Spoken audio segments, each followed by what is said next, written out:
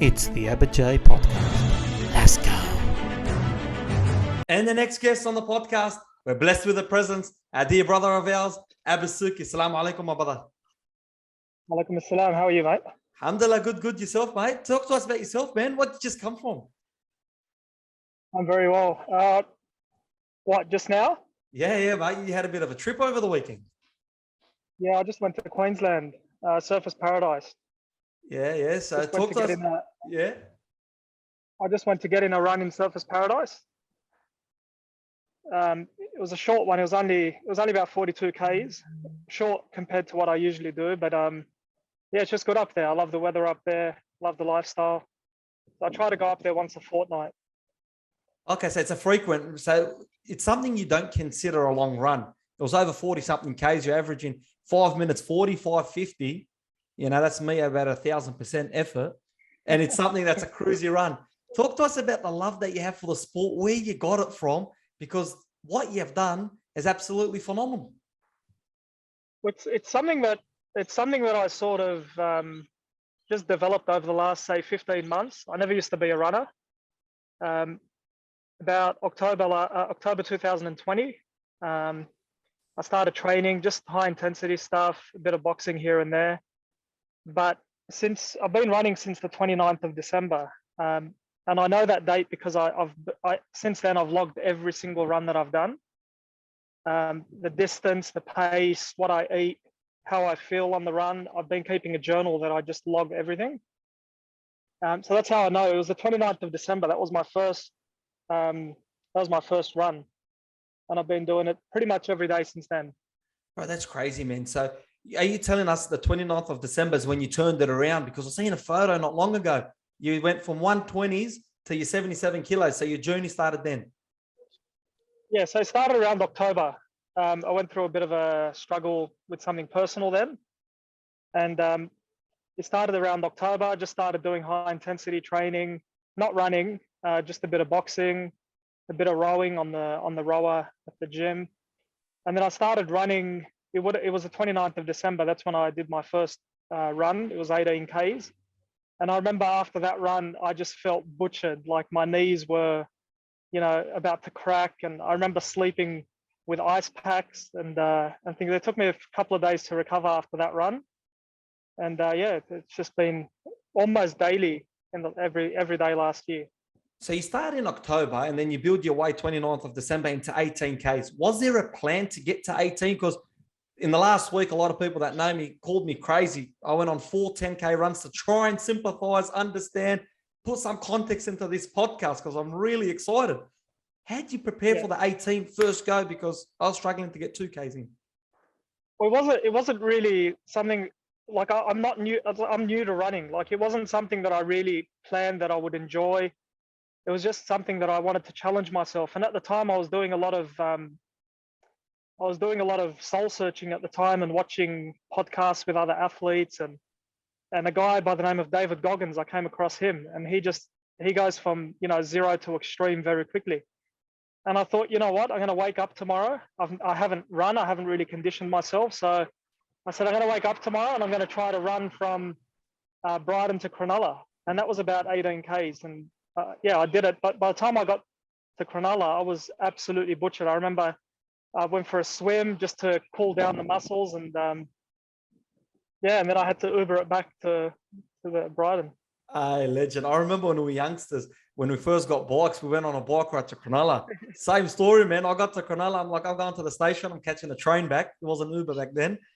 And yeah, I think I was dehydrated for about 3 days. I got sick and I didn't go to school for the following week. So talk to us about the mindset to get to 18. So you're someone that's always had a strong mindset. Where's that come from? Is that something that just clicked, or was it something you've always shown throughout your adulthood or your younger days? It's a different mindset. Like for athleticism and running, it's a different mindset to like a professional career. I've never been athletic. Like my weight's fluctuated here and there. I've dabbled in a bit of like boxing, nothing serious, just training at the gym.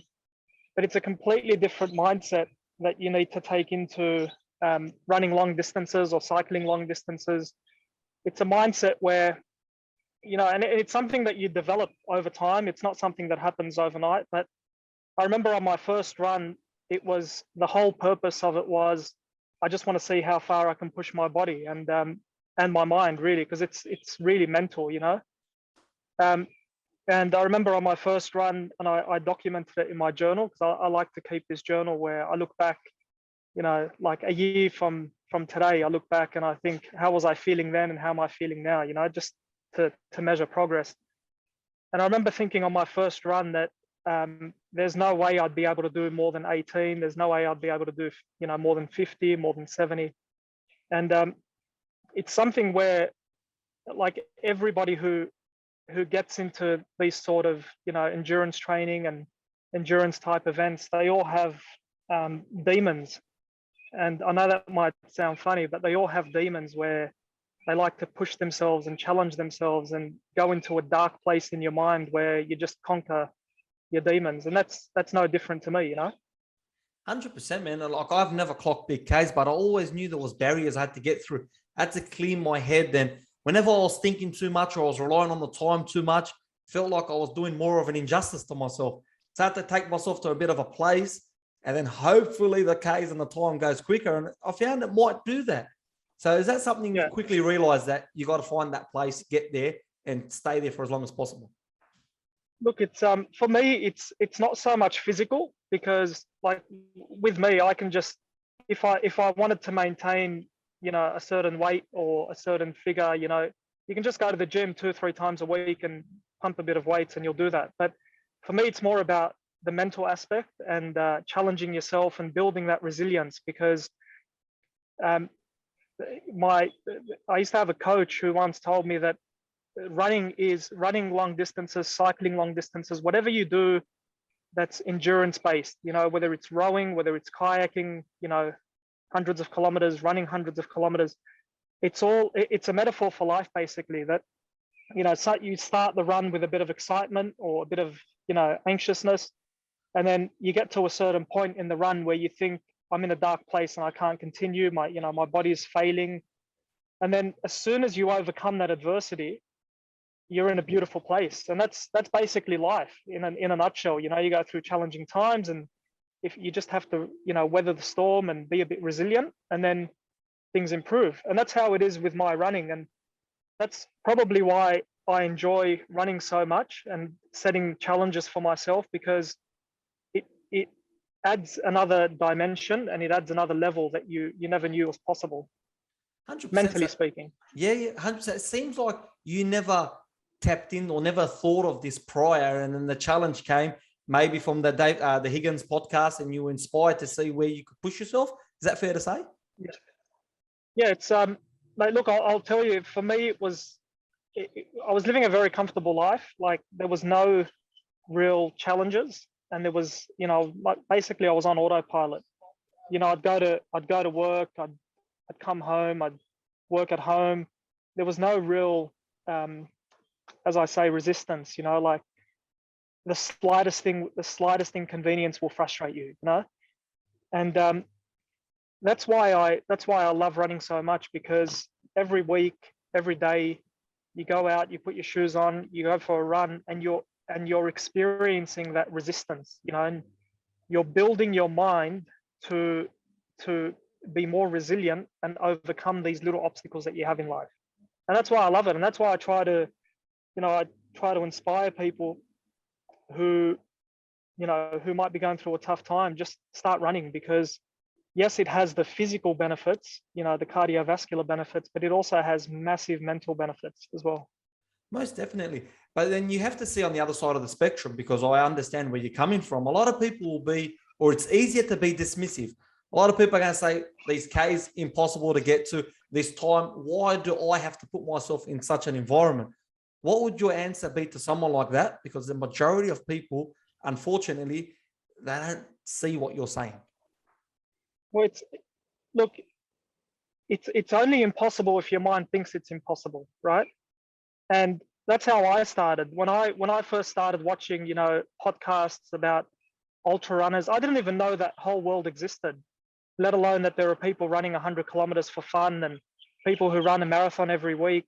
I had no idea. And if I if I knew that, these sort of people existed, I'd call them crazy. But for me, it started off, and I couldn't even run, back in October, I couldn't even run 100 meters without feeling gassed or, feeling like I was about to collapse, or have a heart attack. But it's something that it really, like, the problem is, and what I've seen from people who are, I go on runs with people who of all different calibers, like very, very good athletes, to beginners, and there's always almost one common thing, and that is the first couple of kilometers are always the hardest to get into the run, to adjust your body, your mind, and most people quit within the first, couple of Ks when they start feeling uncomfortable, not knowing that if you just push on a bit further, your body acclimates, your body gets used to the motion. And if you're going too fast, slow it down, you make these adjustments, But yeah, definitely. I mean, some people have called me crazy for running these distances or like cycling these distances, but it's really, I can't, emphasize how empowering it is to be able to do this sort of stuff and, challenge yourself and overcome those challenges. And when you look back and think, man, I couldn't even do 100 meters a year and a half ago, and now I'm doing, 120 kilometers in a single stretch. It's pretty empowering, like there's no limit. No, 100%. And look, the unfortunate nature, especially with the general consensus of people, is when someone does something out of the ordinary, a bit different, or they're not programmed like a robot, like every other Tom, Dick, and Harry, they almost want to be dismissive and chuck conspiracy theories and start saying, like with the podcast, geez, I was hated for so long until I started having some success. Before I started, this was a community initiative. So I just wanted to get the good stories out of people to inspire, because everyone that was doing bad always robbed the publicity. So you only ever heard of the bad, not the good. So I'm like, let's flip the script. Yeah. Mate, it was mission impossible getting someone on. They go to me, who are you? Like, who do you think wants to come on your podcast? I'm looking, I'm like, relax. One guy goes to me, when you hit 30,000, come to me. I'm like, oh, fair enough. I'm not coming back to this fella. And then I'm like, okay, I've always wanted to do this since a youngster. How am I going to do it? Because I'm pretty resilient. I had a lot of connections in the flight game. First guest, Alexander Volkanovski's coach, Jamie Soward, Shane Flanagan. The ball started rolling. All of a sudden, these people that were dismissive were like, oh, if you want to come cover, give us a call. I'm like, yeah, no, sorry, bro. It's over. I couldn't imagine yourself with the running though. So a lot of people will be throwing stones. Their house is built from glass. Yeah. I mean, that's how it was when I first started off. Like I'd bump into people and they'd see me, they'd see that I've been running or whatever, just challenging myself like physically. And they'd tell me, your body's not built like a runner. You're 100 kilos, you're 110 kilos. You're not built like a runner. And look, it's the most important thing is just shut out the noise. And people will do whatever they can to manufacture excuses. And you do the same. Like your mind manufactures excuses. And all you have to do is just rise above the excuses.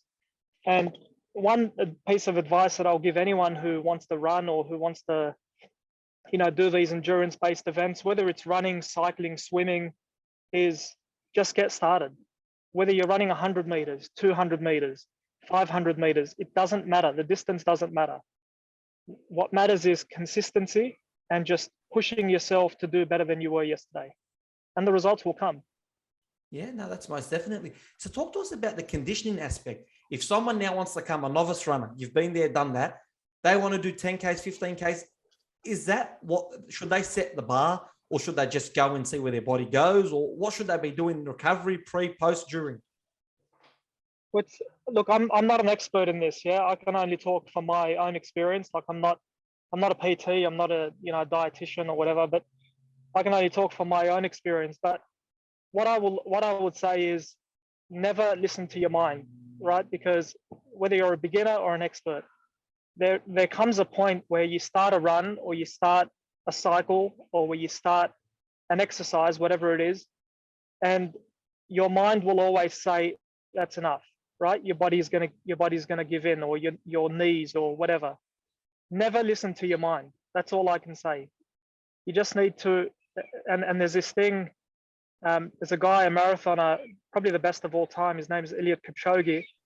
And he talks about this, like he says that when you run, your body needs to be in tune with your mind, and you need to understand that regardless of what you're doing, there will always be excuses. For example, when I go on my 12-hour runs, or when we went on the cycle to Melbourne, or any other challenge I've done, there's always excuses like, are you pushing yourself too hard, or your knees hurting, or your ankles hurting, or your toenails fallen off, or your foot is bleeding, or whatever. That's just the mind manufacturing excuses. Now, a lot of people have told me, oh, but you just love the pain, you're a sadist, you're this, you're that. It's got nothing to do with that. And what it does have to do with is just understanding that you are capable of so much more than your mind would have you believe.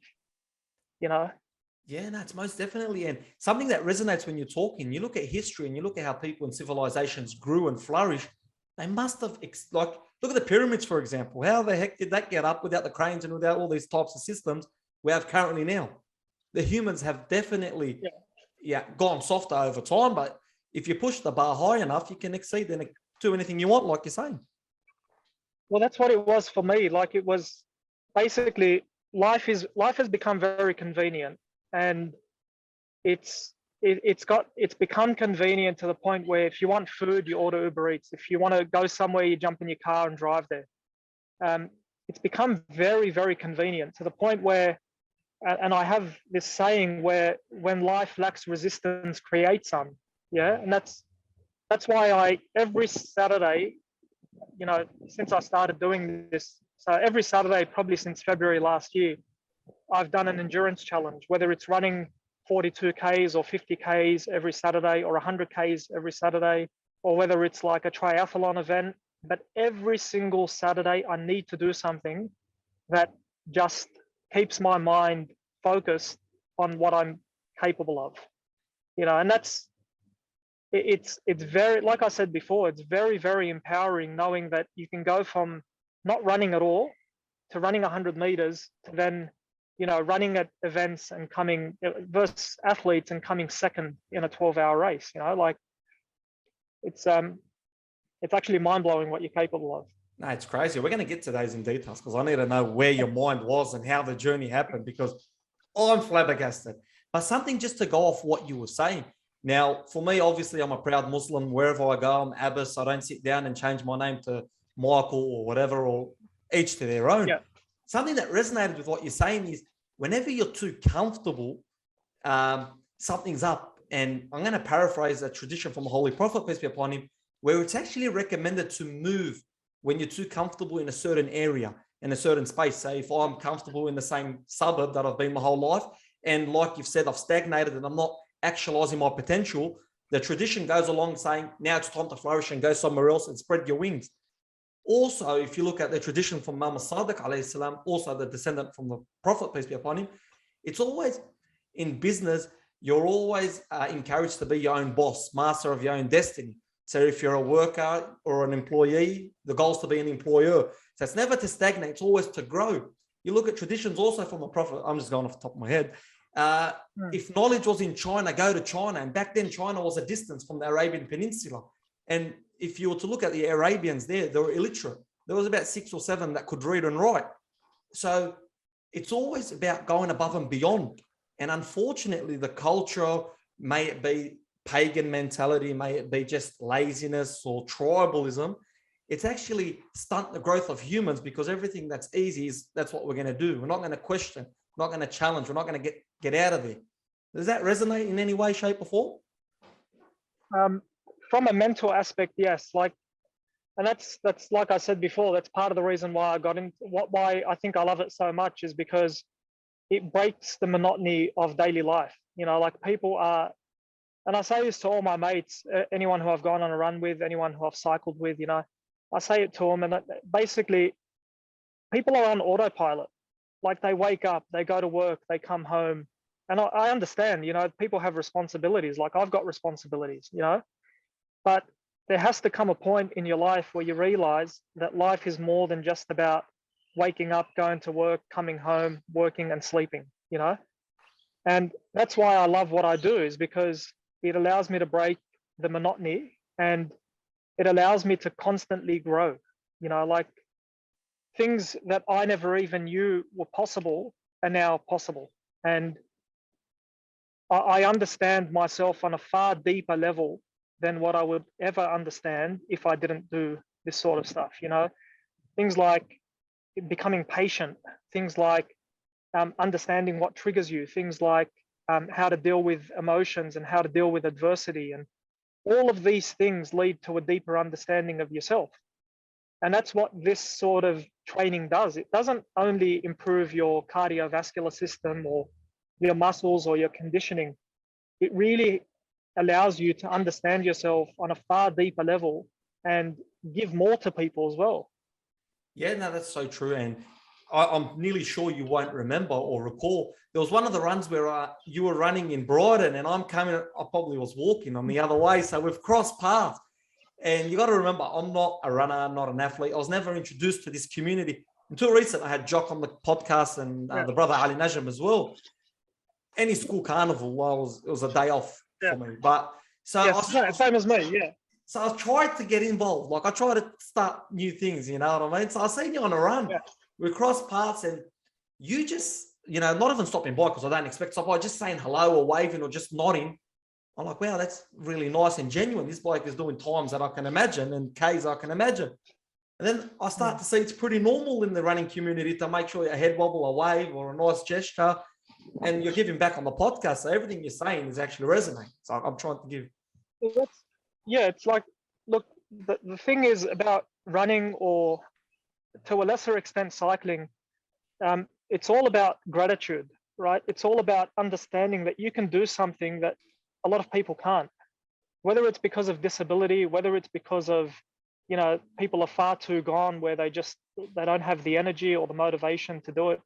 It's about gratitude. You know, there's no point in running with a frown on your face. It's the whole idea is you're going out there, you're running, you know, you want to be happy, and we'll come to that later about the mindset when you're tackling these big events and when you're, you know, at the start of a race, when you've got to run for 12 hours, how your mindset is and what goes on in your mind. But 100% what you're saying is, it's true. Like you've got to be the sort of person that gives back. You've got to be the sort of person that tries to encourage other people and, you know, just happy, basically.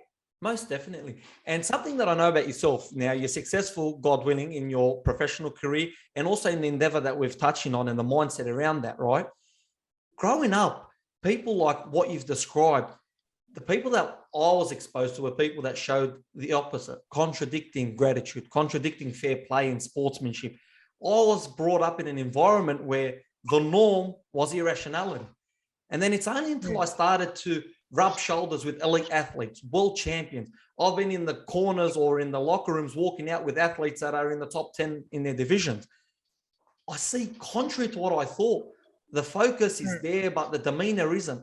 Their ruthlessness is not there. They're enjoying the process. They're grateful for the opportunity. The body of work had been done prior to the event. Were you shocked when you came into it? Because I know that you run with a lot of elite athletes, you rub shoulders with a lot of coaches. Were you shocked with the difference of approach, or was it consistent with what you thought prior? No, it's I've definitely learned a lot from good people. You know, like I've had coaches and I've had mindset coaches. I've had, you know, good friends, a lot of people that I've met in the running community and in the cycling community. And it's actually the opposite. Like, and on the flip side, I've met a lot of people in my professional career as well. And what you see is that there's very little pessimism, and there's very little, how can I put it, like critics in running. You know, like you don't see it because everybody knows what you need to go through in order to get to where you want to be. Everybody's dealt with the adversity. You know, you can relate to it. So for example, when I first started and I did a 24-hour run in June last year, that was my first event that I'd competed in. And you meet a lot of people there that complete strangers that would come up to you. They'd offer you food, they'd offer you water, they just offer you anything they have, basically, you know. And it's that sort of community that you become used to. And it's that sort of treatment that you then want to give to other people to bring them into the sport. And it's I've got a saying that whenever you're starting, whenever you're going to an event, whenever you're racing, and the saying is like always begin with gratitude. That you're at the start line. There's no need to think about what's to come. Just be present. Forget about your phone. Forget about what you have to do tomorrow. Be present and always start with gratitude. And that's the mindset that I have. Yeah, no, most definitely. And that's what applies. Yeah, sorry. That applies. Yeah, sorry. And that applies like really anywhere. That applies in athleticism. That applies in like team sports. That applies in your work. Always begin with gratitude that you have an opportunity that other people don't have, No, most definitely. And like I mentioned earlier, for me, life has to be holistic. And for me, if I'm to subscribe to a religion, it has to cover everything. And in the context of what you're saying is being thankful for the moment and saying Alhamdulillah for every opportunity that you got and not to take things for granted. And, something that I try to walk in action is if you want to be a representation of something, like your name is Abbas now, so straight away Muslim, straight away you're going to be profiled. It's by actions that speak, like the Prophet once, peace be upon him, said to the people, don't preach, with your actions, invite them. So now you're inviting with good nature and you're not confusing like others. That was the essence of the podcast, to make sure that the good story come out and people like yourself and the journey that you're on is told by yourself, because it cuts out a lot of the Chinese whispers, because every Tom, Dick and Harry has a theory, and geez, the theories are very rubbish. Yeah, that's true. And look, the reality is, whether you're importing golf balls or whether you're representing, people who were charged with murder, or whether you're an accountant, or whether you're presenting a podcast, whatever you do, there's going to be critics. And the idea is just to block out the noise and focus on things that are going to lead to growth, and not just physical growth, emotional growth, mental growth, spiritual growth. There's a whole range of things. Yeah, most definitely. It comes to a person of principle.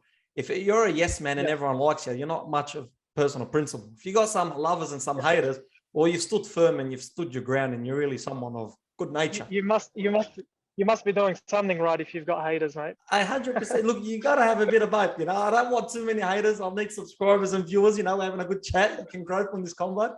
Yeah, definitely. Talk to us about the 24-hour run. Let's talk about that. Going into it, what did you have to do mentally, physically to prepare for that? And just a bit about that journey. Well, look, that was, so that run was probably one of the hardest things I've done, because it was my first sort of event. Like, I didn't know where I stack up against other people. I'd only been running it was in June last year, so I'd only been running for about 6 months. I'd done a few 100-kilometer runs before that, and it's a completely different world getting into 12-hour runs, 24-hour runs. There's strategies that you need, like pacing strategies. You need a plan, basically. You can't just put your shoes on and run for 24 hours. So you need a hydration plan, nutrition plan, a pacing strategy where you run some, walk some, run some, walk some.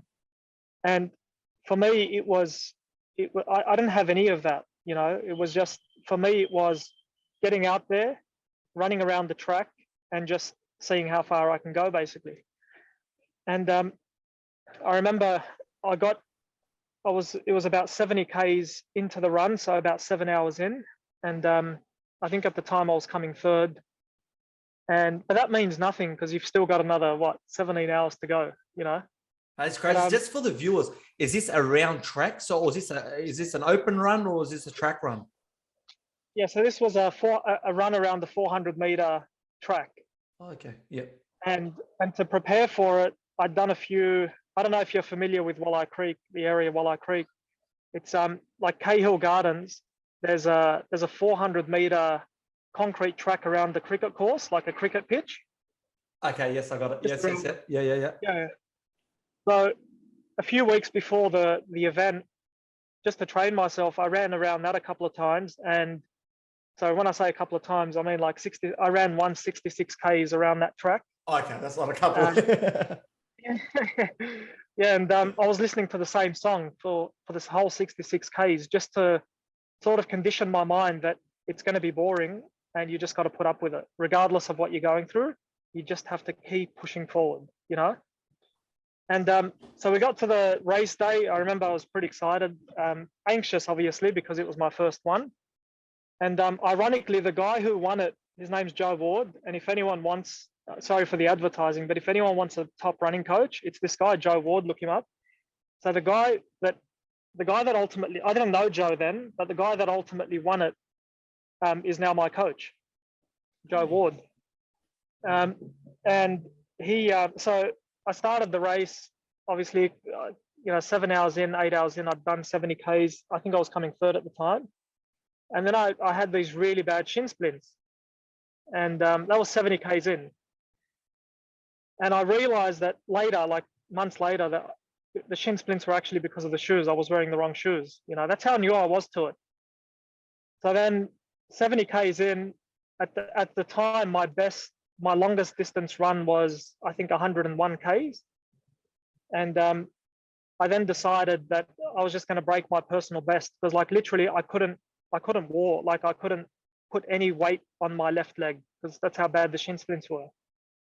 That was 70 Ks in. So I ended up running an extra 35 Ks on a damaged leg. And I finished at 105, which was about 13 hours in. And I wasn't really happy with the performance, but it's coming up again in June this year, so I'll get some redemption. Aye, legend, man. So you're telling me that you got your PB with one leg. Shin splints are the absolute worst. I can't walk with shin splints. Yeah, so I just taped it. I used duct tape, and I just taped it. I put compression on the leg that hurt, and then I started overcompensating on my right leg, and then my right leg started to hurt. So then I started walking, running, and I was just determined. I knew I wasn't going to finish the 24 hours, but I was just determined to get my personal best, and I did. I ended up with I think I ended up with about 105 Ks or 104 Ks. Wow, that's inspiring, man. That's 13 hours straight, so no breaks in between. Oh, you have breaks. You might have a break of about a minute just to hydrate and stretch and things like that, but there's no breaks where you sleep or anything. Wow, that's insane, man. So that's coming up in June this year. That's coming up in June, yeah. So what's your plan to beat that, man? 13 hours is a tough gig to beat. I've actually signed up to the 48-hour race in June, and I'm being coached for that one by Joe Ward. Yeah. But I think hopefully with the right pacing strategy and the right nutrition and the right hydration and the right preparation in the lead up to it, we're hoping for a podium finish. Hey, legend, man. Why not? Aim for the stars. But when you're talking about the plan, how does a plan come into fruition for 48 hours? So how long out is your training camp for that? Or it started? It started now. So these runs that I do every Saturday, it's all a build up to the event. So now I'm probably clocking about anywhere between about 140 and 160 Ks of running a week. At the max, at the climax, it'll be probably about 200, 220 a week. But it's mainly when you're talking about multi-day events, or when you're talking about 12-hour, 24, 48-hour, it's mainly getting the pacing strategy right, because your body will, the pacing strategy and the nutrition, because like your body it'll go through anything that you throw at it, if it's fed properly, if it's hydrated properly, and if you have the right pacing strategy. Wow, that's crazy. That's insane. Vegemite, is Vegemite your trick, man? What's going on with Vegemite? I like Vegemite, can't hate, but you eat a lot of it. Yeah, Vegemite's the secret weapon. So a lot of runners either like Vegemite or peanut butter. I can't stomach peanut butter, but Vegemite, because it's got high salt content and you lose a lot of salt on the run, it's a good treat. There's a lot of wisdom behind that. I just thought you liked Vegemite. Okay, fair play. Do you got a nutritionist on board from now, or what's the go with the nutritionist? So you got the Joe there. What about the nutrition side? That's the nutrition is basically like it's whatever works for you. So for me, the nutrition side of things is I'd drink water, Tailwind. I'd have Vegemite sandwiches every now and then. You'd eat a lot of bananas on a run like this, and then when you start getting deeper into the run or cycle, you'd start sort of tapering off the food, and you'd start moving to things that are easier digestible, like chocolate, lollies, that sort of stuff. Okay, yeah. But sometimes, you have off days. Like the other day when I did the 12-hour race in Queensland, like you have days where you just can't stomach food. And in that race, 7 hours in, I just couldn't eat anymore. So the last 5 hours were just water, So yeah, no, that's amazing. We're going to get to that now. Last question, forgive the ignorance. 12, 24, 48 hours. They're straight, no breaks, unless you decide to walk or stretch. Yeah, I mean, theoretically, you can start a 48-hour race, sleep for 40 hours, and then run 8. But like you're not gonna cover very much distance. So the winner, on average, how many hours is he awake? So what's the plan for you? No. So the plan for me, like the winners, the people who are there to compete and win and things like that, they don't stop. They might stop every now and then to stretch, that sort of stuff. But if you want to be competitive, you're talking about having to run, anywhere close to 440 Ks in 48 hours, 450 Ks in 48 hours. So it's pretty grueling, and it's like you're talking on a 48-hour race. The strategy is you might say run 10 minutes, walk 2 minutes, run 10 minutes, walk 2 minutes, and just repeat that for 48 hours. Yeah. And then the idea is when you're walking, that's when you get your nutrition in, your hydration, your gel packs. Hey, that's fair play. Look, I'm a novice, man. What do you recommend for me? What I do is I go 5Ks. Well, I've only done it for 1 week. 5Ks, stretch, 5Ks back. It's got to be one of the worst methods now. 5K what, sorry? So my method this week was, like I told you, I did 40 Ks and then I walked 5. So 45 K effort. I think that's a marathon, isn't it? Well, 45 Ks? Yeah, but... Yeah, 42 Ks is a marathon. Oh, beautiful. But I did it over 4 days or 5 days. Yeah. So my strategy, which isn't a strategy, I just made it up. 5Ks, stop, stretch, fix my shoes or the socks, because the socks bloody, they stop the blood flow. Put the socks down and then go back for another 5. Yeah. It's a good way. Is there a cheat? Good way to start. Yeah. Yeah, it's a good way to start. But usually, I mean, when you're a bit more conditioned, you'd find that 5Ks in, your body's just starting to warm up, Like for me now, my body really starts, I really start to feel strong around the 30, 35K mark. That's when I really start to feel like, everything's aligned and everything's working properly. And it's funny because like my experience is, and like I said, I'm not a professional, I'm not a PT or anything, but my experience is like when you get 30 Ks into a run, the pain that you experience at 30 Ks is the same pain that you experience at 100 Ks. Your body just gets used to it. That's fair. You know what? That's interesting because I look at the data as well. I got that Garmin because I was a bit excited when I was covering the Jock Campbell's athletics carnivals. Yeah. My 4th K was my quickest K and my 9th K was my quickest K. So what you're saying, if for my own run, is actually true because I was getting 6:66 and then 5:30 on my 4th K and then 5:20 on my 9th K. I sat at home, I'm like, did I slow down or like, no, I don't think so. Yeah. Well, it's everybody's different, right? Like it's the same thing that happens with me. I usually start off slow. For the first half of the run, I usually maintain a pace. And then for the second half of the run, say I'm doing a 21K run, I might average, I might run the first 10 Ks in about 45 minutes, say, hypothetically. And then the next 10 Ks, I try to get negative splits. So I try to run it in less than 45 minutes and progressively get faster and faster. Okay, so it's just because, your body, there's really no need. If you can run 10 Ks, and I remember telling a mate of mine this before he ran his 100 kilometers. My mate. I won't mention him. He doesn't like social media. We won't mention him. No, he doesn't. But I remember telling him after I did my run to Wollongong, which is about a year ago now, I said to him, mate, if you can run 10 Ks, you can run 20. And if you can run 20, you can run 100. Yeah, and then he went on to run 100 Ks and he did it. So it's really a mindset thing.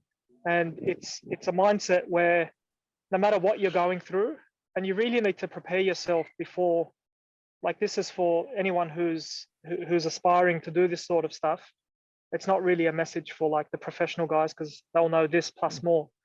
But it's really it's really a mindset thing where you always need to understand before your run or before your cycle that you're going to go through pain. You're going to go through moments where you want to quit, but you just need to understand that as soon as that point comes, you're prepared for it. You just have to keep pushing through, you know? And that's crazy. Now, what is the answer to people that will say the recovery, it's impossible to back up? Because I see a lot of people that do 100-day runs. Yourself, you've run since December. How do you recover? What's the recovery process there? Because a lot of people will sit down and say it's impossible to do it before they've done it because of the recovery. They're afraid they're too sore. Look, it's one thing is that you can't go too hard too early.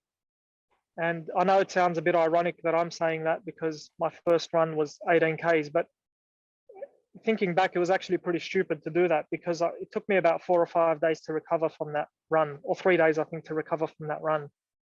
The idea is you want to go at a distance and at a pace that you feel comfortable in to begin with, but then you're just pushing yourself outside of your comfort zone a bit. And there are recovery strategies like ice baths. I regularly do ice baths. Foam rolling is a good one, and it's very painful when you first start doing it, and it's uncomfortable, but it's a good one. You know, massage guns, all of that. I like the massage gun. I hate stretching. Oh, I hate stretching, but the massage gun's all right. It helps a bit. Well, you hate the one thing that'll probably result in less injury. Yeah, look, I'm an injury ready to happen, man. Look, it's not about me, it's about you. Talk to us now. Right. I want to hear this 12-hour run. How did you prepare for that? What was going on? Because you went from 6 p.m. to 6 a.m. So that was in that was in a place called Tugulawa, which I didn't even know existed until the Tuesday before. Me too. So the race was on a Saturday in Tugulawa, which for the viewers is about an hour and a half or an hour and 20 minutes west of Brisbane. So I was online and I just found the race in Queensland, and I wanted to do it. So I rang up my mate, and my mate, you know, he's pretty crazy. So he goes, yeah, he'll do it with me. So we decided on the Tuesday that we'd do it, and then we flew from Sydney to Brisbane, stayed in Brisbane one night, and then the following day, which is the Saturday, we drove out to this place, which if we're to compare it to New South Wales, it'll probably be like Bathurst, around like Lithgow, Bathurst. And so we get there, and like we were somewhat prepared because we had like our sandwiches ready, we had our gel packs ready, and we rock up to the stadium where the race was, and we park our car, and we're just working out of our car the whole night. So the format was you would run 500 meters, like think of a rectangle. You'd run 500 meters, and then you'd do a U-turn and run 500 meters back, and then do a U-turn and run 500 meters. So it was like a rectangle sort of thing. And you do that for 12 hours. See, I'm thinking the whole time you're running through bushland for 12 hours. They've got you through a track or a course. So it wasn't really a track. It was like dirt. It was like a dirt path where you're running 500 meters up a dirt path, and then you turn back and you run down 500 meters, and you just keep doing that for 12 hours, basically. Man, that's crazy. And mindset, all the cars, man. And all the cars are parked like along one side. Yeah. And you got support crews and you got support teams for the runners along one side, and then you just run past them. That's crazy, man, because mindset is so strong, right? I know you've mentioned it and you've touched on it, and we're going to go in a bit more detail. Israel Adesanya fought Robert Whittaker in what was a chess match last week in the pay-per-view where he retained his title. Something I find interesting because I'm a bit involved with a lot of camps, City Kickboxing and the Gracie team that are at Camden Valley.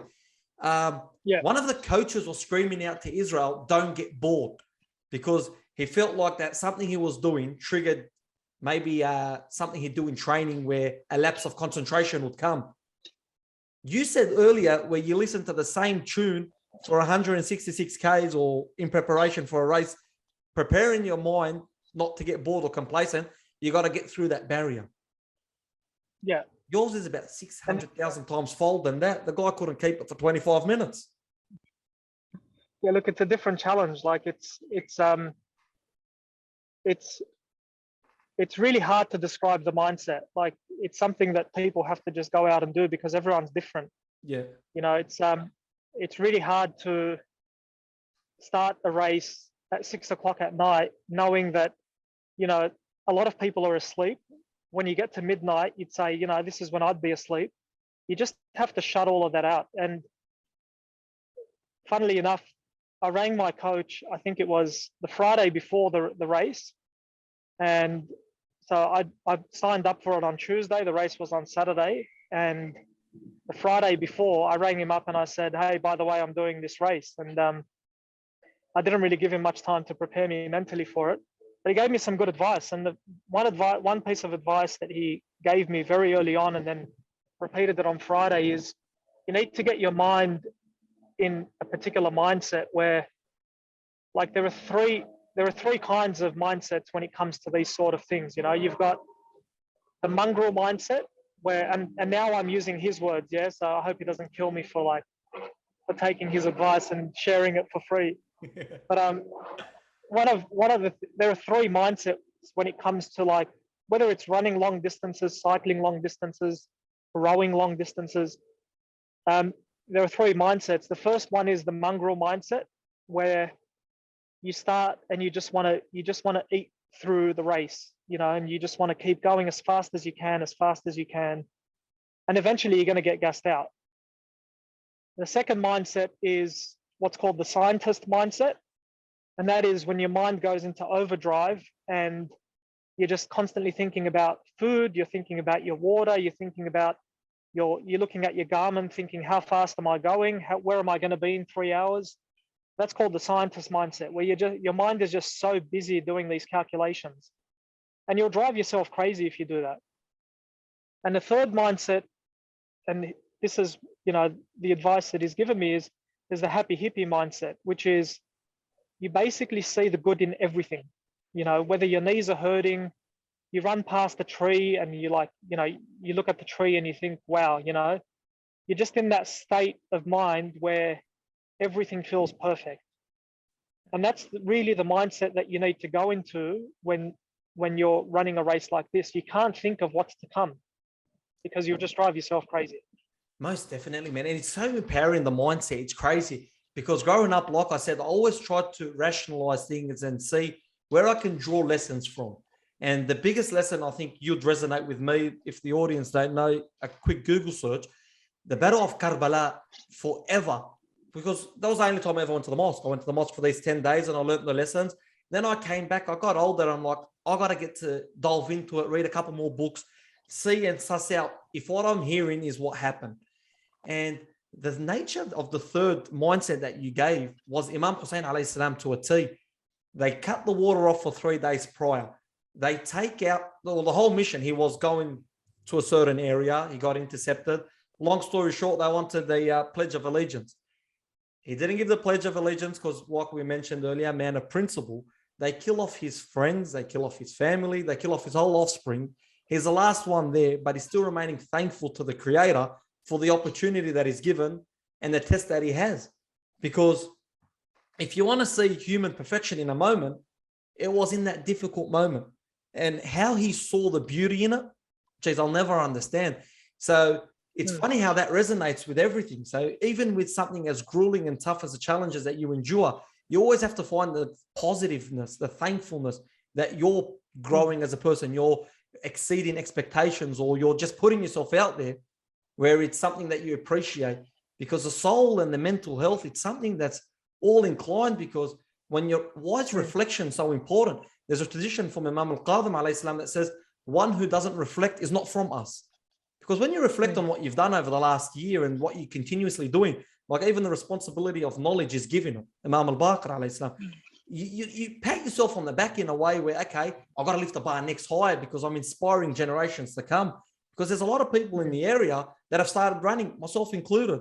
And it's something that resonates from yourself, from your mate as well, and others that started. These are like pioneers, doing things we never knew. It's the reflection goes more than just a year. Like the reflection you reflect on the journey that you've been on, obviously, like over the last year with the athleticism and coming from a non-running background into like doing these sort of things. But the reflection goes deeper than that, because what you learn about yourself in a challenge like this and how resilient you are, and like you start reflecting on parts of earlier in your life where you think, oh, maybe I should have done something a bit differently, you know. But yeah, definitely, it's something I definitely encourage everybody to get into. Like, not only are there the physical benefits, but you've also got the very, very strong mental benefits that come with it as well. So one of your runs, I've seen one of your posts when the shin splint, say you went until you couldn't walk anymore. What's a feeling like that after? Is there that euphoria? Like, what do you feel in that moment? Well, it's not so much on that event, because I felt, like, I'll be honest, I felt a sense of failure, like deep failure on that event, because I just couldn't make the 24 hours. But generally, when you finish a run and you're successful, there's, like, you know that you've done something that will lead to progress, you know, like even that 24-hour run that I was just talking about now, it leads to growth, because you realize, okay, this is what I'll do differently, you know. But if you were to translate it, how it affects your day-to-day life, like, you start thinking to yourself when you're in difficult positions, or, you know, whether it's at work, whether it's in a social setting, whether it's in relationships, you start thinking to yourself that, like, think about what you've been through on the runs, think about what you've been through on the cycles, and you know what lessons you've learned, and you can apply them in your day-to-day life, you know, like the adversity, overcoming adversity, being patient, that sort of stuff. Most definitely. Something about yourself, right? A lot of people will ask this question, you'll have the answer to. They'll say that we don't have the time because life is hectic, we're very busy, I'm under the pump at work. How can I justify doing a 2, 3, 4, 5, 6 hour run? Someone who's been there, done that, you've done it on both sides. What's the answer? What would your answer be? Yeah, I was always busy. You know, people will always be busy doing things that they prioritize, you know, and for me, I was always busy working.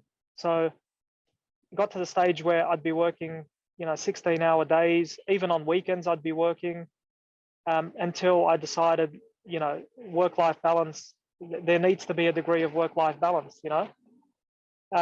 And the whole idea about, I don't have time to train, I don't have time to, you know, work out, I don't have time to go for a run. It's actually ironic, because the very thing that you're so focused on doing, which is working, is actually, it reaches a point where it becomes counterproductive. You know, how long can you realistically stay focused at work? If you're working 15, 16-hour days, you start becoming unproductive. And like I said, I'm not an expert, but I'm just talking from my own experience, that what you are avoiding doing, which is exercise and running and challenging yourself physically, mentally, what you're avoiding doing would actually bring, if you did it, it would actually add value to what you value so much, which is work, right? Because even I found that when I started running, when I started cycling, when I started doing these endurance challenges, when I started eating clean, it allows you to completely change your mindset and bring a completely renewed perspective to your work. And it adds value to your clients, it adds value to your work. It just puts you in a better place.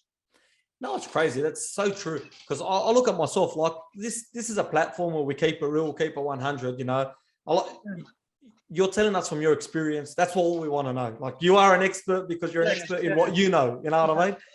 But when I'm counterproductive, like you've mentioned in life, where I'm not training, where I'm just being lazy in the sense where I'm down, something's always up. Like, I know a lot of people put on a front, people think this guy's bubbly, this guy can talk with anyone, he's confident, but mentally I'm not there because I'm neglecting myself.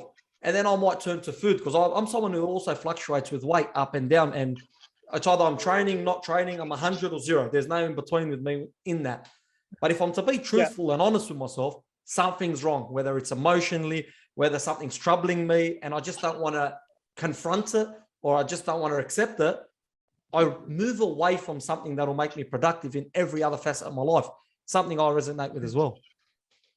Yeah, that's definitely, I mean, from my own experience, I can say that I always used to avoid exercise. Like I used to force myself to train. I'm talking years ago. There were periods where I would train, but none like I'm doing now. But what I can tell anybody is that being in a good place mentally from exercise, and I mean, there's decades of research about the benefits of exercise on mental health, but particularly running, being in a good place mentally will lead you to be more productive at work, will lead you to have a more positive mindset at work. That's my own experience. Yeah, 100%. I remember we had a chemistry teacher. He used to want us to come to school at 6 a.m., come play tennis, get your run in, and then come to start school. The only problem was I wasn't waking up that early. In theory, you tried to preach it to us.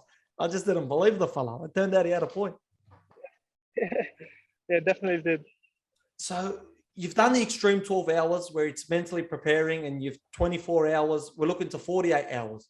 What's the love with the cycling? So how did you get involved in that as well? Is that one-on-one, or what's the go there?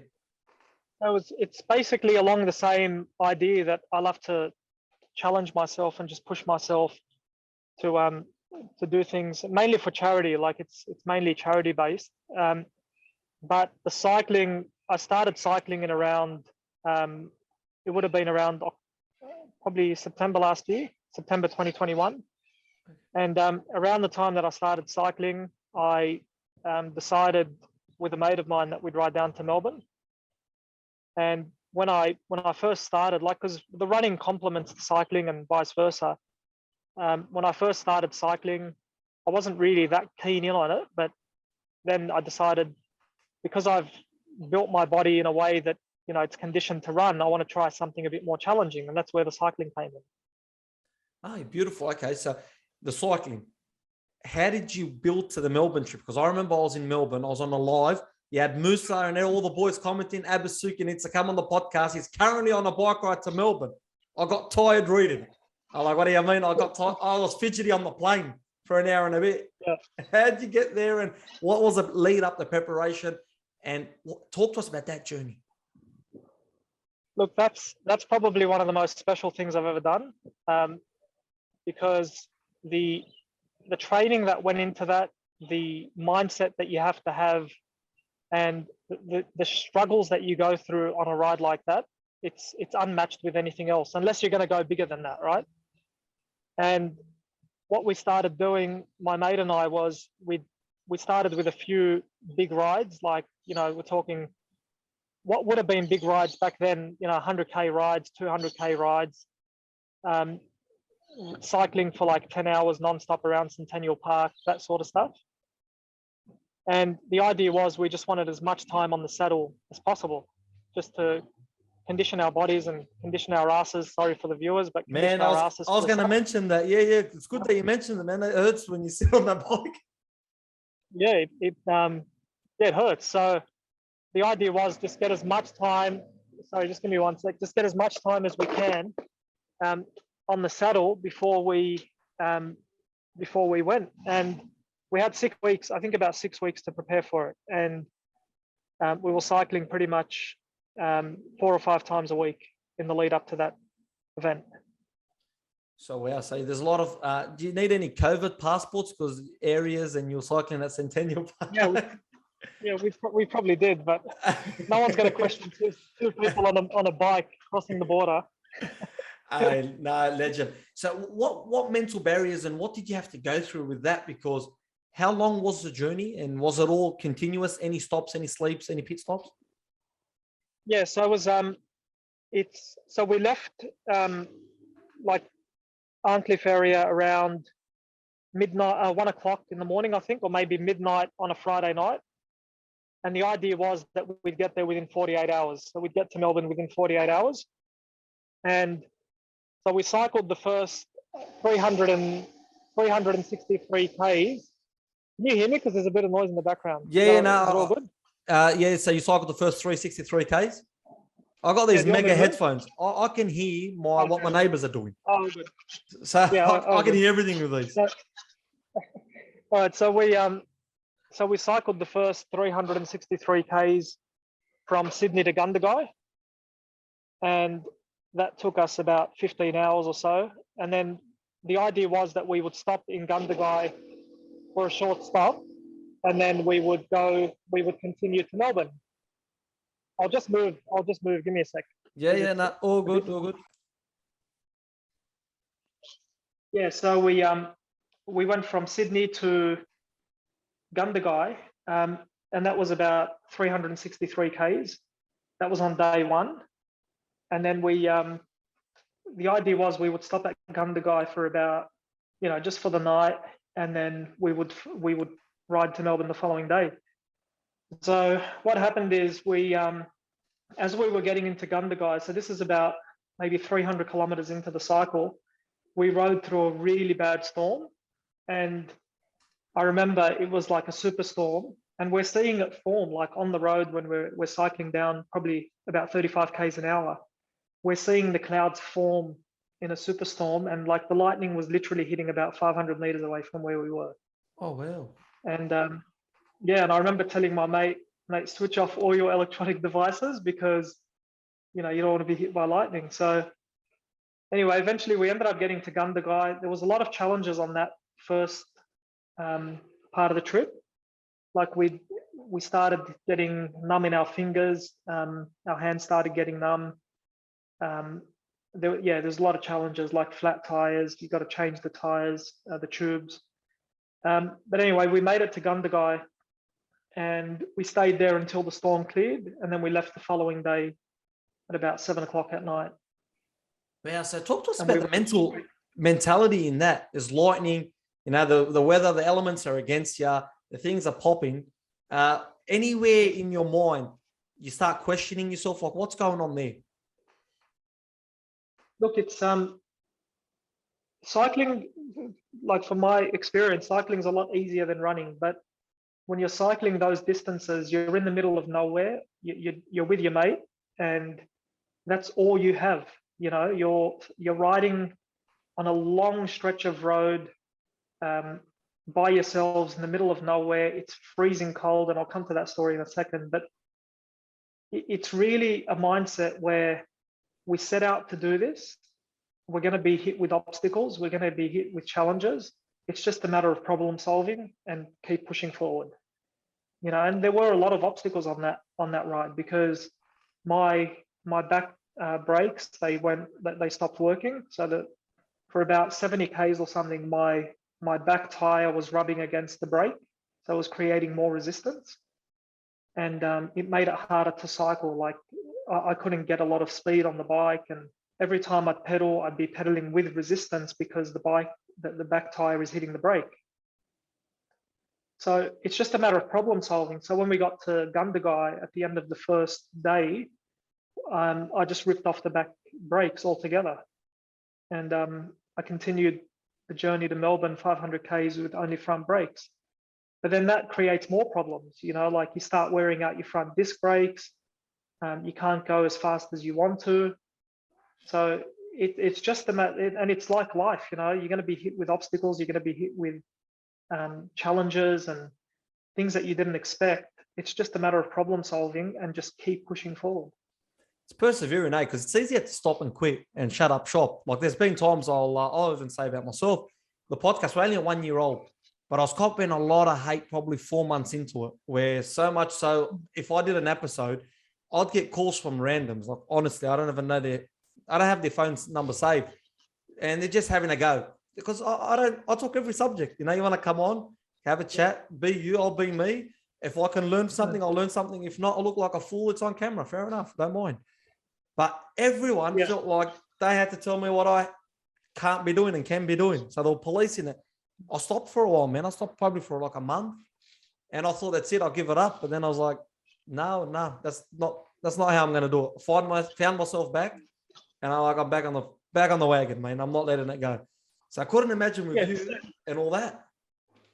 Yeah, and it's the same thing. Like it's the same thing on a long distance run or a long distance cycle. It's just understanding that they're not so much about critics, because it's funny when you start doing, when you're actually doing the event, there's a lot of supporters.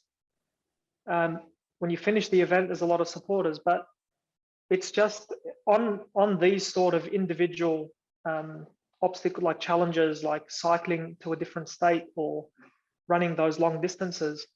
It's more about the personal battles that you endure, you know, and it's about understanding that no matter what happens, regardless of what happens, failed breaks, you know, I went through a period on that cycle where I literally lost all sensation in my fingers.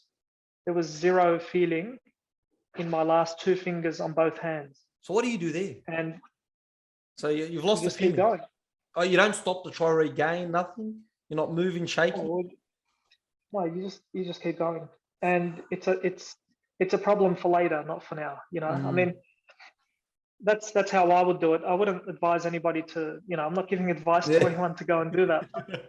That's the lawyer in me just making sure. But for me, it was no matter what I go through on this cycle, I'm gonna get there and I'm gonna do it.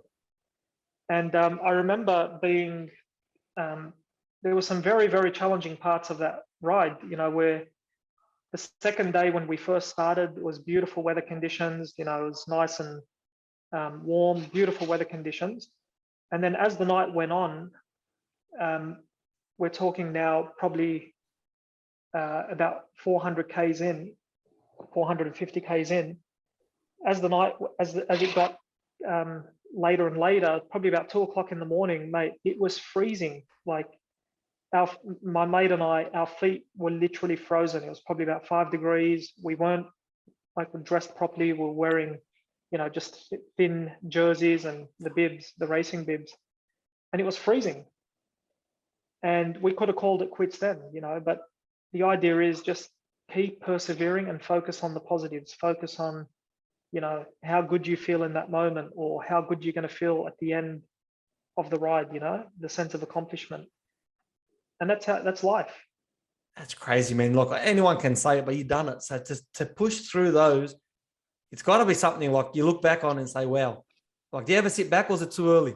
You got too many more challenges ahead. Too early. I mean, it's too early because that I now look at that as a form of training for what's to come, you know, like I rode from Sydney to Melbourne. I've done other challenges, but it's all very small compared to where I want to go and what I want to do. That's inspiring, and, man. Continuously pressing the bar, man. That's a lesson. Yeah, and I remember there was one, I'll just say this for the viewers, but there was one time on the Melbourne cycle where I think we're about maybe 700 kilometers in, and this was on day 2. So day 2, we probably would have been riding now for, I don't know, like 350, 400 Ks.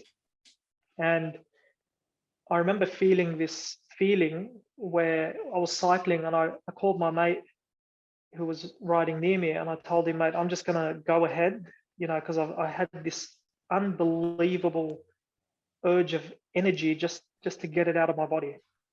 And I remember cycling that hard, and I only had one break, and I remember cycling that hard that the back tube on my bike, it actually popped from how hard I was pushing and how hard I was cycling.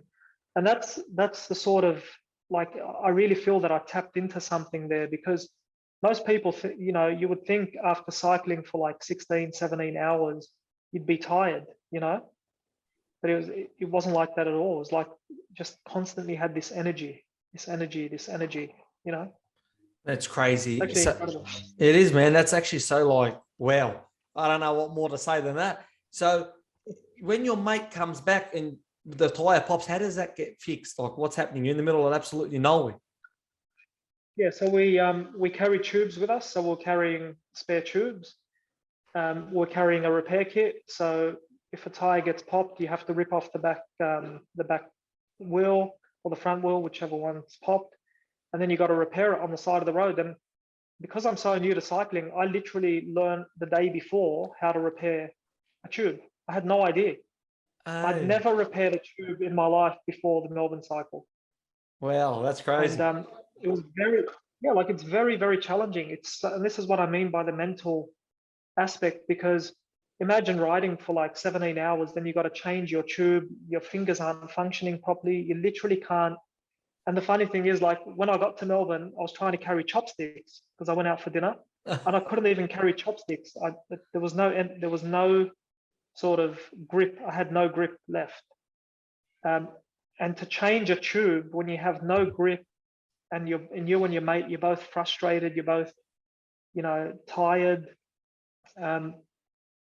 It really leads you to build resistance. Like you think about now in your personal life, you go through a challenge, or in your work life, and you think, man, this pales in comparison to what I went through on Melbourne, in Melbourne, on the Melbourne cycle. So yeah, it's pretty fun, but it's pretty grueling at the same time. Man, it's crazy. You slipped in earlier, you're a lawyer.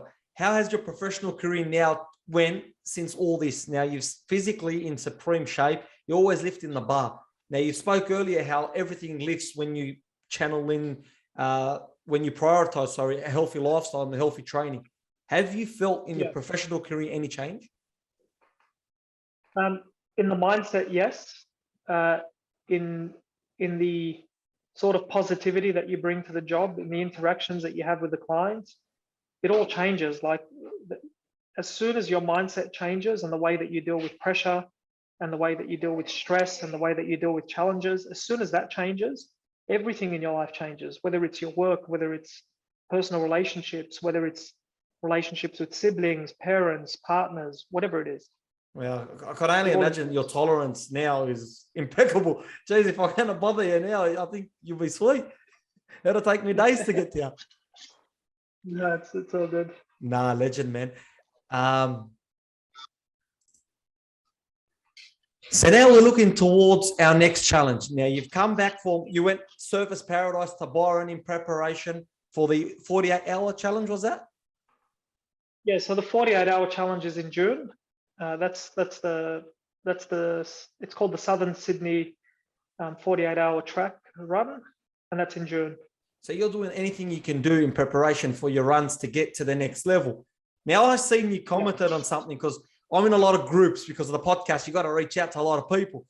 You commented something along the lines of an Adelaide run, bike ride run, 2,000 something kilometers. What was that?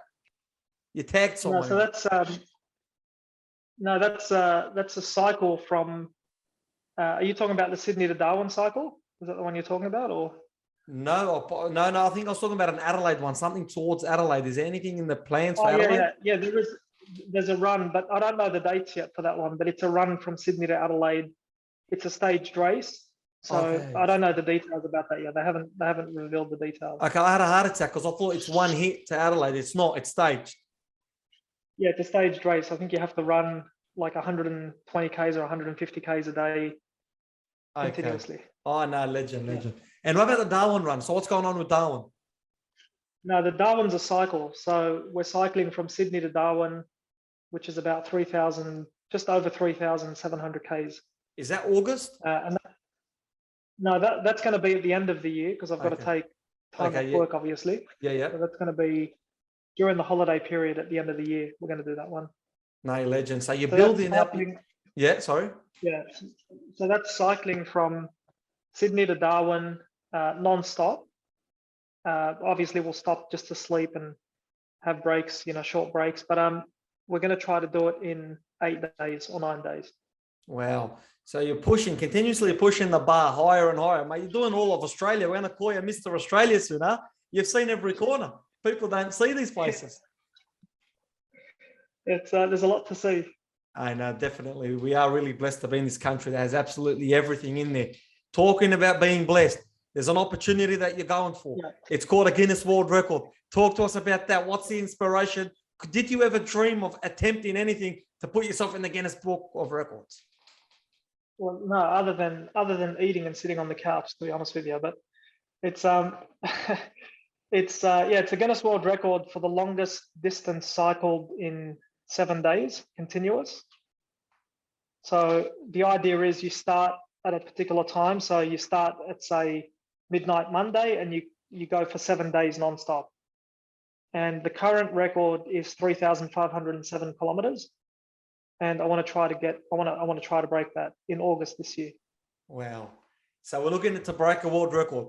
Now the preparation, we've kind of gauged what you're doing in preparation for that. So everything leads up to the next big challenge. How do you get the Guinness World Record officials there? What's going on? What's the process now for you to get that ready? So the first thing is you have to reach out to Guinness World Records, which I've done. You've got to get their endorsement. Then they send you the regulations, which they've done. Then you've got to set a date. So I'm thinking of doing it in around August this year, depending on the weather.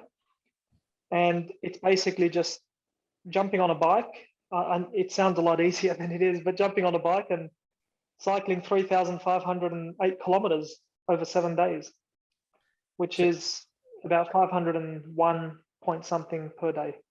Wow, God bless you. Look, I'm not much of a traveler. I like traveling, but I haven't had too many opportunities to get in the plane because of COVID. What country does 3,000 whatever get you to?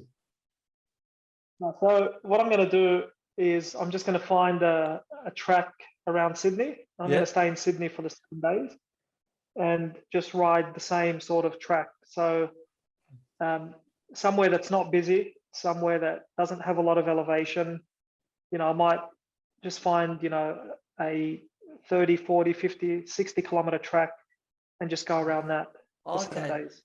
So is there it's got to be a road. Oh, it's got to be a road track. Like it can't, it's got to be a road. It can't be indoor or outdoor track. So what do you do now when you're going to attempt that, God willing? Do you assemble a team? Do you assemble support staff or people to give you the food, run the drinks, coach there? Or what's the process there? Yeah, so the whole idea is you need to be efficient. So there needs to be a team. You need to be sleeping out of the house. So you don't want to waste time cycling from wherever you finish to home or jumping in a car. Basically, your life for 7 days is on a bike.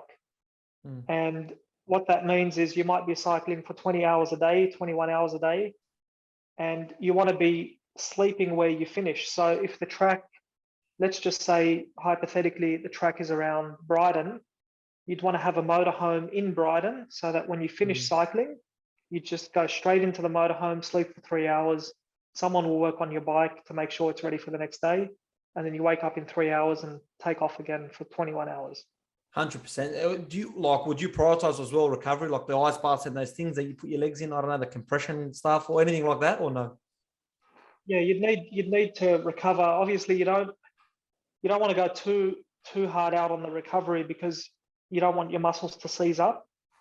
For example, I've had experiences where after a long run, if I come home, do an ice bath, your muscles tend to seize up and really relax, and you don't want that. So you'd want the perfect balance between, okay, you're getting a bit of recovery, but not too much because you still need your muscles to be active, in 3 hours when you get up again.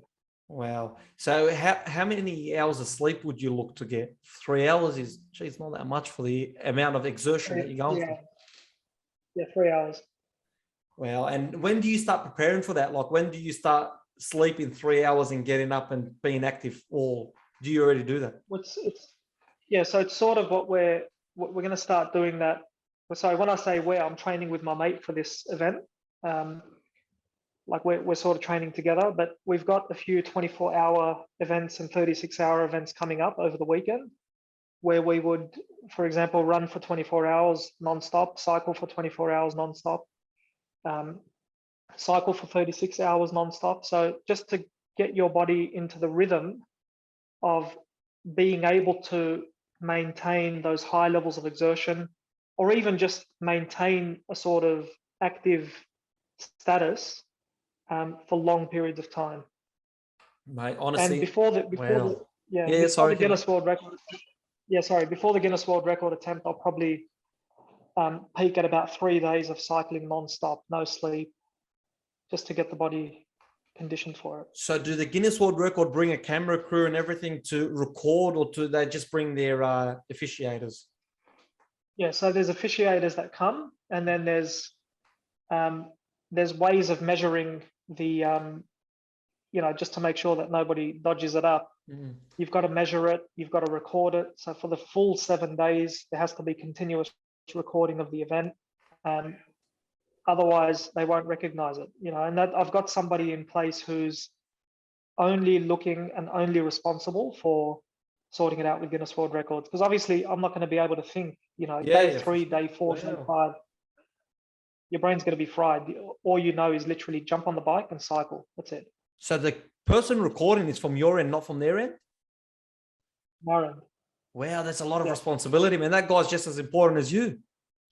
No pressure, whoever you are. Yeah, it's a big responsibility because I can ride and I can make the distance, and I'm pretty confident I'll break it. I'm pretty nervous, but I'm pretty confident I can break it. But there's a lot of responsibility on that person to make sure that all the I's, are dotted and all the T's are crossed. No, honestly, mate, best of luck and best wishes for that. The podcast, when I come out, we're going to vlog it. Wherever you are, you got to tell me. I'll do my own little skit and my own little thing, and hopefully we'll do you some justice with the coverage. I'd love to be there. Yeah, just be there on days 1 and 2 because that's when I'll be semi-normal. Day 7, I'll be a complete zombie. Hey, man, I couldn't imagine. No, God bless you. SAS, No worries. was that a show that you were going to go on? Rumor has it, before it blew up, you were on it. Yeah, I was going to go on it, but then I pulled out because of work. So was that before the training started? That's why I'm trying to get this, or was that before? Like, at what stage of your life were you? So that was in April last year. I think it was about March last year, April last year. No, it was about April last year. Okay, so you're I'd in been good shape. selected to, yeah, semi good shape. Yeah, I had just done the Wollongong run, so I run from Sydney to Wollongong, and it was about a month or 2 after that I got selected to go on the show, and I pulled out. Yeah, no, so okay, so I just was seeing the context of, was that prior to the October camp that's led you to this position that you're at now? So it was within the training regime. Yeah, it was, yeah. So you've done the cycling and you're an elite sportsman at the moment. Have you thought of venturing off into something for just a challenge? I know you got the world record, so we're talking about next year. I know you're into your boxing, your fighting, anything like that on the horizon, or are we continuing to do elite sport athletic things? I'm not sure about the boxing. There's a few other challenges that are in the pipeline. That we've got. But this one we're thinking of collaborating with either Netflix or Stan. We're riding from the southernmost point in Australia, which is called South Point. Ironically, South Point. And we're heading to Cape Town on the bike. This is probably next year or the year after. And then we're kayaking from the northernmost point of Australia to Papua New Guinea, which is 150 k's. Bro, make sure you get that on Netflix or Stan, mate. We need to see you on A-list celebrity, We need someone from the area to break every stigma, anything. Get out there mainstream. That'll be amazing, bro. That's what it is, mate. I think, honestly, seeing the people that are in our community, I honestly think there's a lot of local talent. And I think there's a lot of young people who would make great runners, who'd make great cyclists. They just need to get out of their comfort zone and give it a go. Hey, mate, all people, all communities need leaders. They need people to lead by example. You're doing that. You're doing great stuff for the community. Abbas, it's been an absolute pleasure just touching on your experiences, allowing the audience a bit of insight into your life, into your journey. Final message for the audience watching. It's the final message is probably that if you think you can't do it, you've already lost. If you want to go for a run, if you want to go for a cycle, if you want to challenge yourself, whether it's in the gym, whether it's setting a world record, whatever you want to do, if you think that you can't do it, you've already lost. And the best way to do it is just start small and be consistent, day in, day out, day in, day out. And people will criticize. People will say, why do you run? People will say, why do you cycle? At the end of the day, have a goal and do the little steps that are needed consistently to get to there. Mate, I've been inspired. An absolute honor and a privilege to have you on. Here's the elite athlete. I'm still figuring out who I am. Where are